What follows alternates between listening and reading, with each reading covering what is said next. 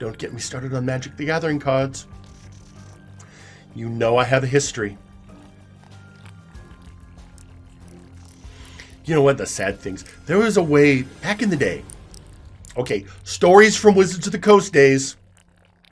When we were first coming out with Magic the Gathering, there was, of course, a lot of counterfeiting. People trying to create their own cards or just make like they had cards. Oddly, mostly for, well, some for tournament play, but also for the secondary market. The trick, and it was at first, well, it was rough at first, because the only way to tell initially for us if a Magic card was legit or counterfeit was to rip it in half. Because the inner lining of the card was blue. But of course, that led to slight issues like ripped cards. Then we realized you could take the card, hold it sideways, and if you looked very carefully, you could see that blue lining. So that became the easiest way to tell counterfeit cards. Of course, the other thing people would do would be to take land cards and then create stickers of the face of whatever they wanted. That also was actually something, if you looked very carefully, you could detect. Then, of course, there was this one time, I mean, we were cheeky. We didn't know. All right, I want to start with we didn't know. We didn't know how big Magic the Gathering was going to be. And oh, hello, Travis. The day goes well, thank you. We didn't know how the cards would be sought after. We didn't really think about the aftermarket. So we'd go to stores, and one of our number, a very bombastic fellow, a guy who liked to be a disruptor, proposed a new style of Magic play called Iron Man Magic. And what was Iron Man Magic?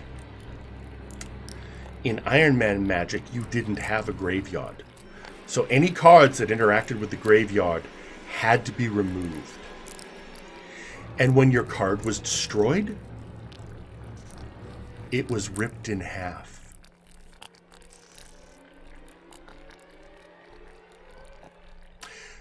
Yes.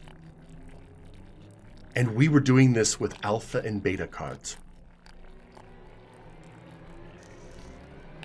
It didn't get played very often.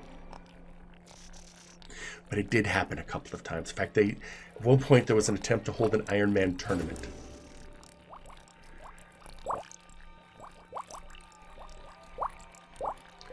I know. It didn't catch on because people didn't want to destroy their cards. But this was one of those guys who was just, like I said, he was a bit of an anarchist, a bit of a disruptor. Yes, Travis, as in rip the card in half and ruin it for any future play. At one point, a Mox got played during one of those tournaments, and people got so upset. Somebody actually paid him. Somebody paid him $100 for the Mox card just so he wouldn't rip it in half. Right then and there. So, yes.